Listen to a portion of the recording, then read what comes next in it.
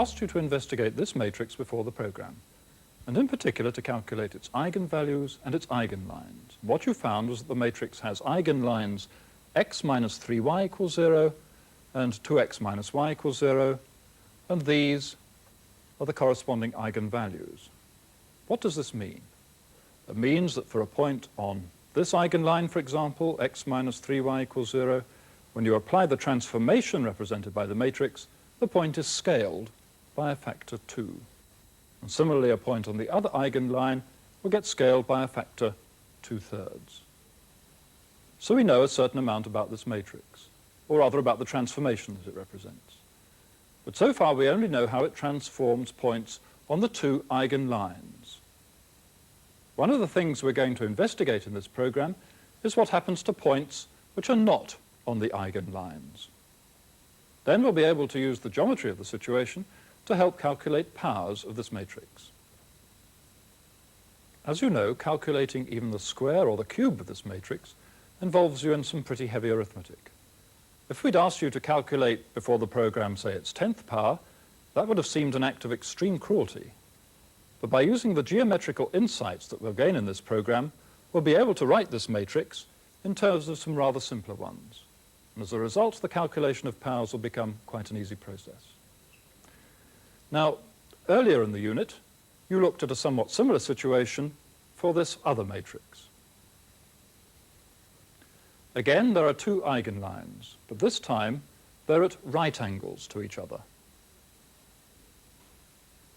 And that's the crucial difference between our two matrices. It makes this second situation rather easier to deal with, because as you saw, you can use the fact that the eigenlines are perpendicular by rotating them so that they line up with the coordinate axes. And this helps you to see how points not on the eigenlines transform.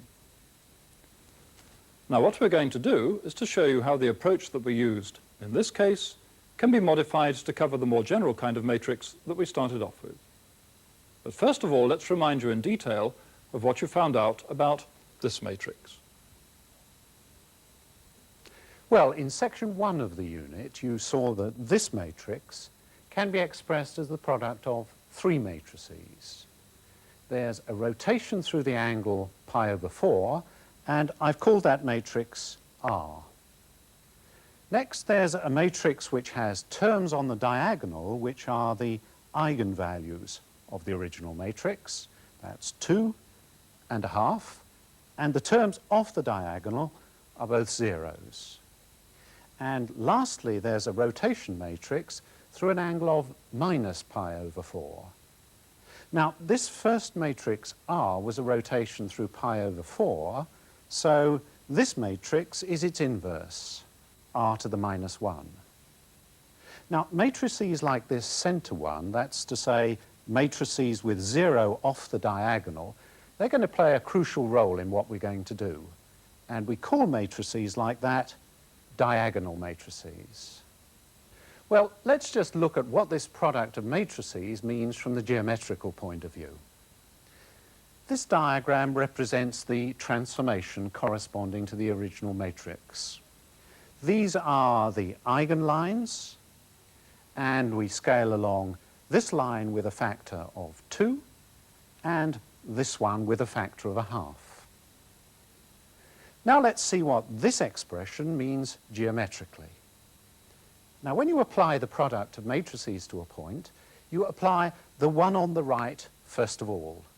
And this one is a rotation clockwise through pi over 4. It takes the eigenlines round to the axes. Next, there's this diagonal matrix which scales along the x-axis with a factor of 2. And along the y-axis with a factor 1/2. And lastly, there's a rotation back through pi over 4, which takes the axes back to the eigenlines.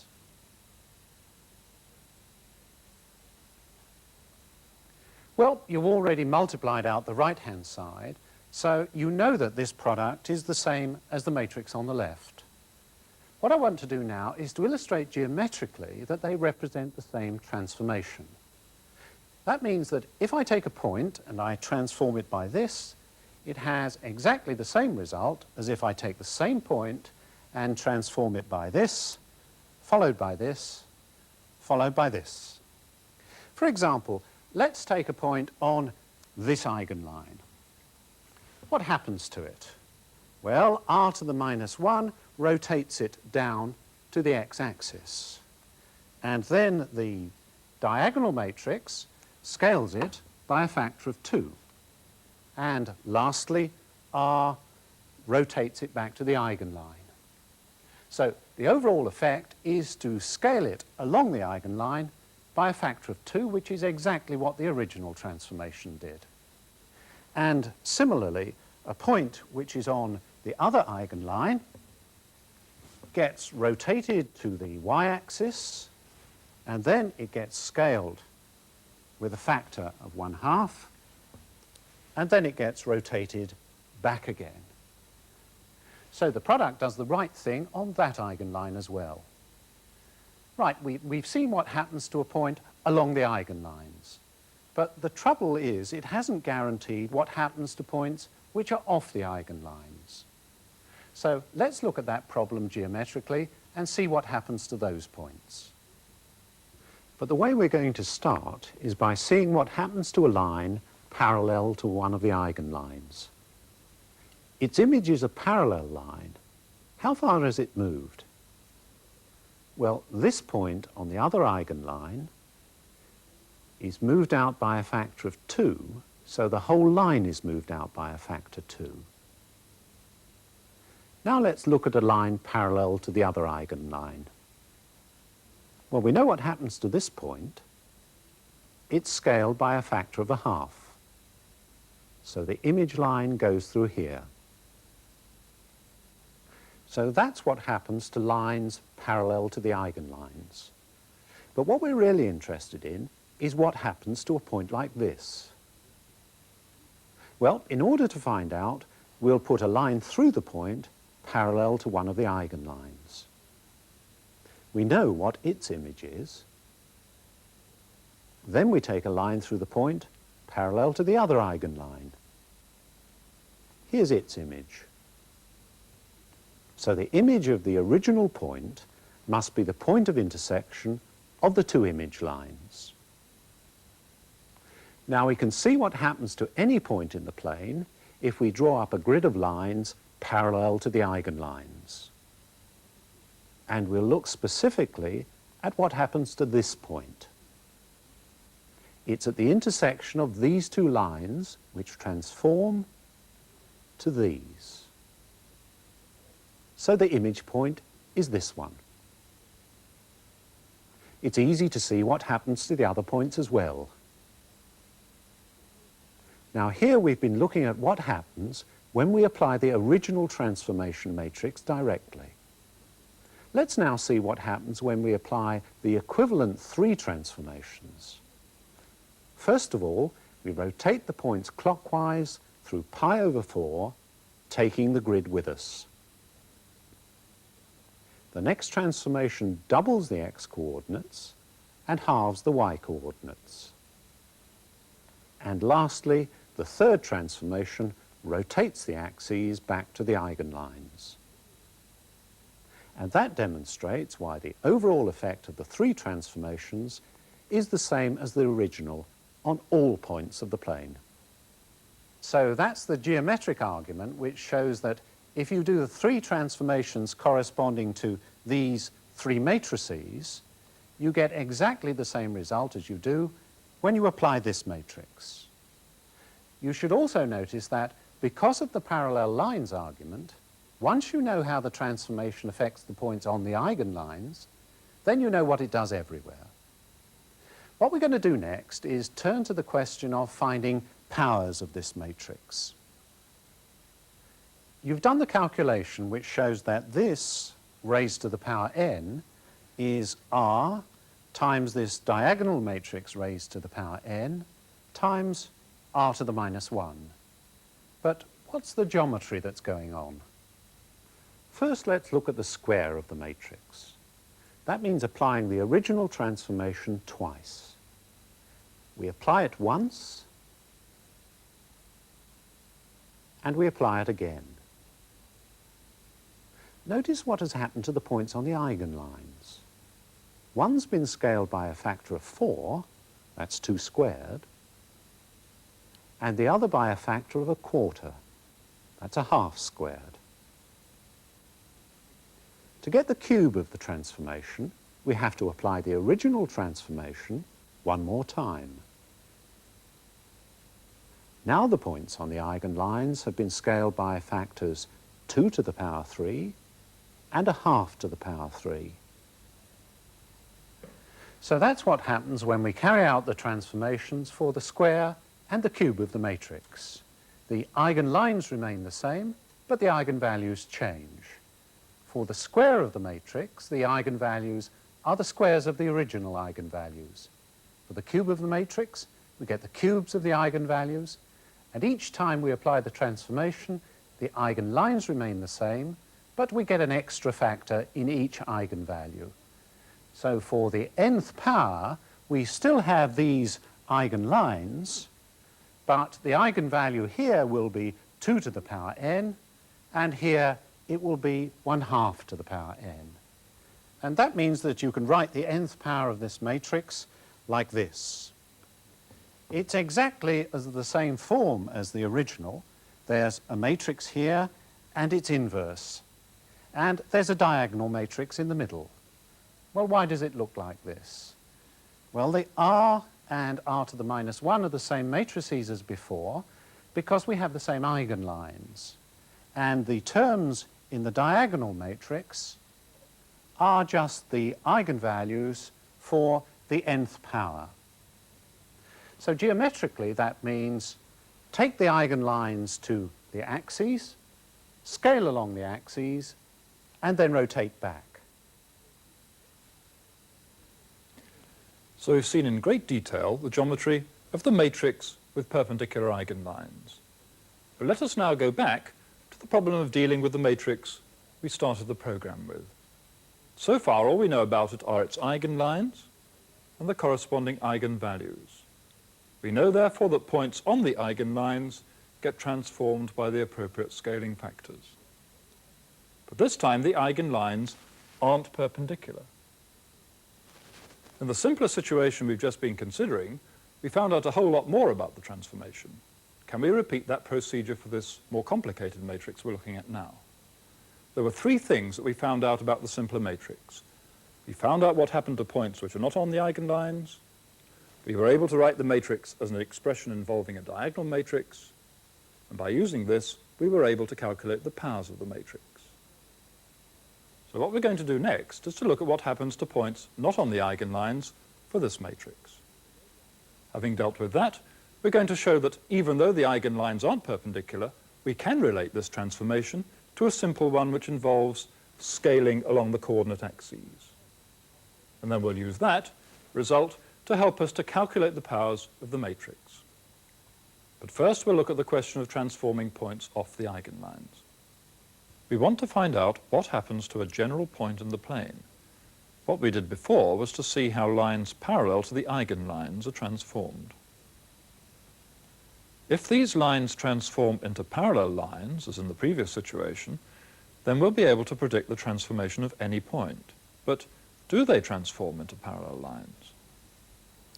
So let's find out what happens to lines parallel to eigenlines. Let's look at this line, which is parallel to the first eigenline. We'd like to prove that it transforms into a parallel line. But you already know from the parallel line property which you proved before the program that given any 2 parallel lines, they transform into another pair of parallel lines. So how does this apply to our particular situation? Well, here's a pair of parallel lines, so we certainly know that they transform into another pair of parallel lines. But this one happens to be an eigenline, so it transforms into itself, which means that this one transforms into another parallel line. So lines parallel to the first eigenline transform into parallel lines, and the same is true for lines parallel to the second eigenline. So how does this tell us how points transform? For this point, all we have to do is to draw the grid of lines through the point parallel to the eigenlines. We know that the images of these are again parallel to the eigenlines. But which parallel lines? Well, we know the images of these points. They're scaled by their eigenvalues. So these are the image lines, and this is the image point. Okay, let's see how the transformation works for some other points. This grid transforms into this one. So by using much the same constructions we used in the first part of the program, we've been able to find out how points not on the eigenlines transform. The next thing we said we would do is relate this transformation to one which scales along the axes. By doing this, we'll be able to see how to express this matrix in this form. Some matrix Q, followed by a diagonal matrix, and then the inverse of the first matrix. As before, this diagonal matrix will have the eigenvalues as the diagonal elements.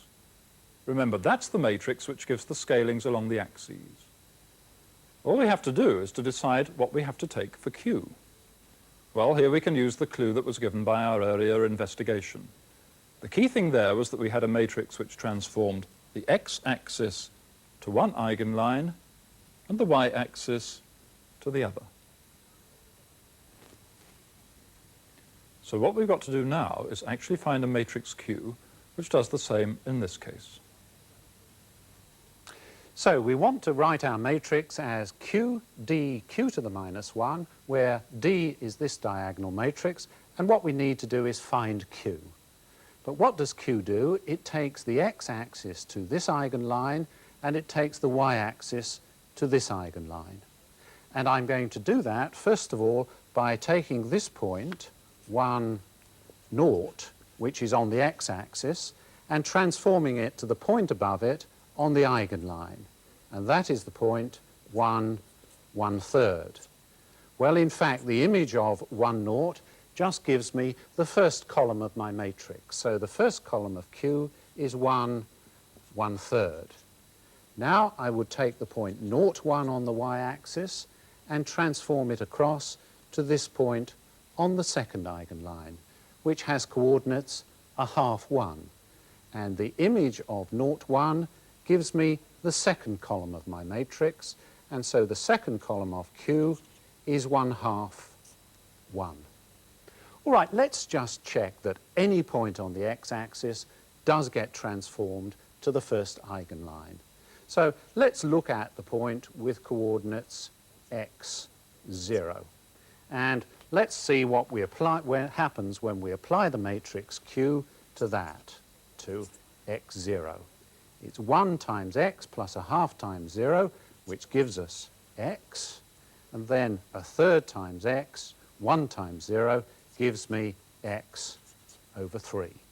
So we have this point up here, x over 3, which sure enough is on that eigenline. But in fact, we knew that anyway, because the origin gets transformed to itself. This point gets transformed to that, and since lines go to lines, the line connecting these 2 points is transformed into the line connecting those 2 points. But we can get some more information out of that too, because it will tell us precisely how QD, Q to the minus 1 acts for any point on the eigenline. Well, first of all, this point gets mapped down here by Q to the minus 1.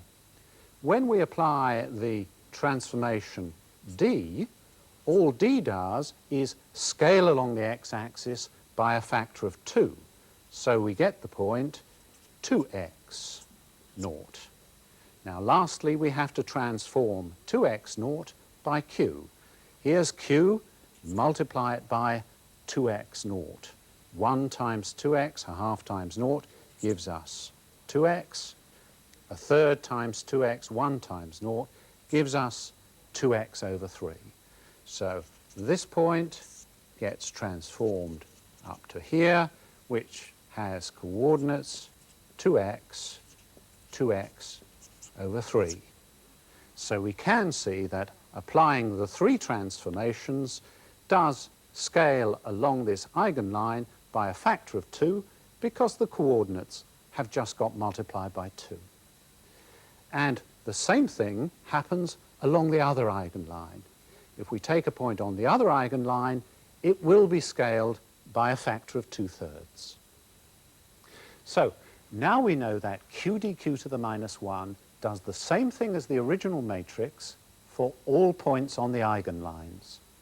And by the parallel lines argument, the same thing is true for all points in the plane. The original matrix and q dq to the minus 1 give the same transformation. So now we've found a matrix Q such that our original matrix can be written as Q times the diagonal matrix times Q inverse. Can we use this expression to help us simplify calculations of powers of our matrix? That was the third question we raised. And once again, the geometry of the situation will help us understand the problem. Well, let's run through exactly the same strategy that we adopted before. Again, we'll start by looking at the square of the matrix. We carry out the transformation once, and then a second time. The eigenlines are the same. The eigenvalues get squared. Now, let's look at the cube.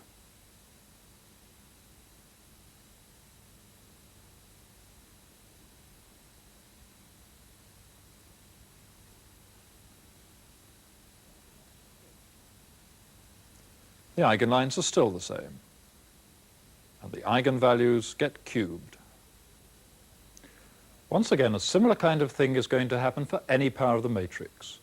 We'll have the same eigenlines, but the eigenvalues of the nth power of the matrix will be the nth powers of the eigenvalues of the original matrix. So now we can see how to write the nth power of this matrix. It's q times this diagonal matrix times q to the minus 1. The same q because it's the same eigenlines, but the entries in the diagonal matrix are the new eigenvalues, 2 to the nth and 2/3 to the nth. And to calculate this product of matrices is much simpler than to calculate, say, the 10th power of the original matrix directly. This program has been concerned with how you express a given matrix in terms of a diagonal matrix and with an application of this result.